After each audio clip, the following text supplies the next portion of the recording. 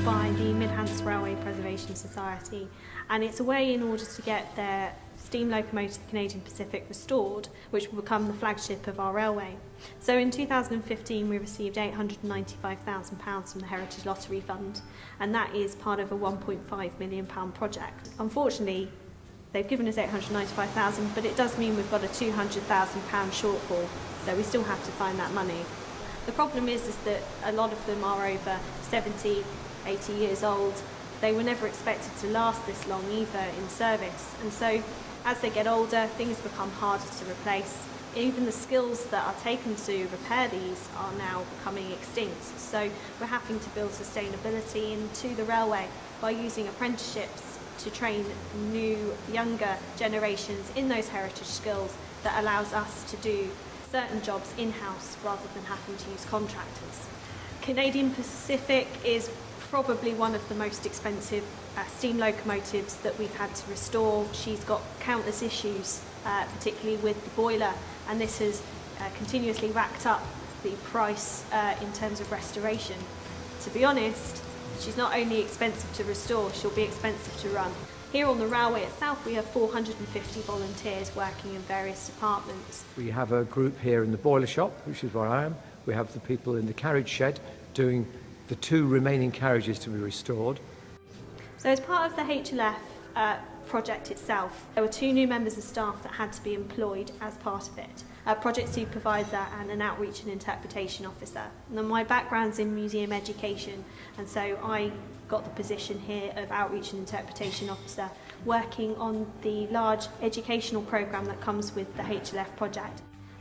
Unfortunately, in July last year we lost our project supervisor, and so I now have that position as well. So I do 2 jobs in the same amount of hours. But the project is an amazing project.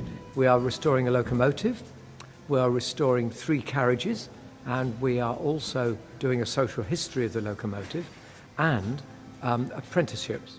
Unfortunately, as with many restorations, they take a very long time. They're not quick. You can't turn them round in 18 months and hope that all goes to plan. South has to fit in amongst all of the other things that we do here. So amongst the events, the fact that we have in-service locomotives, the fact that there are other restorations here. So amongst the project, it's not just Canadian Pacific carriages and a restoration project and an educational programme. It's about how you balance that with an already busy work schedule here at the railway. So for me, Canadian Pacific has a wonderful number of different facts. On the 15th of May 1965, just outside Winchester on Winchester Bank, so very local, she reached 105 miles per hour. It's the fastest remaining bullied Pacific. It's not the fastest ever by a mile an hour or so, but it's the fastest remaining one. So it's gone from being pathetic to being supersonic. A really famous engine itself was beaten by the engine that we have here, an engine that is not widely known by people outside of the railway, so it'd be nice to start hearing that story. Also, we need to remember that the engine itself was made in 1941, and in Eastleigh Works over half of the workforce were female.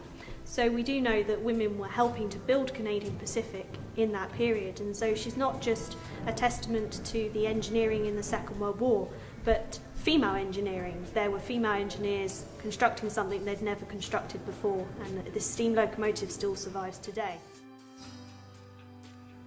And so it's a wonderful story to tell. Also, she's the oldest surviving member of her class in preservation. The other 4 locomotives before her don't survive, and so she's a testament to what those first 10 that was built.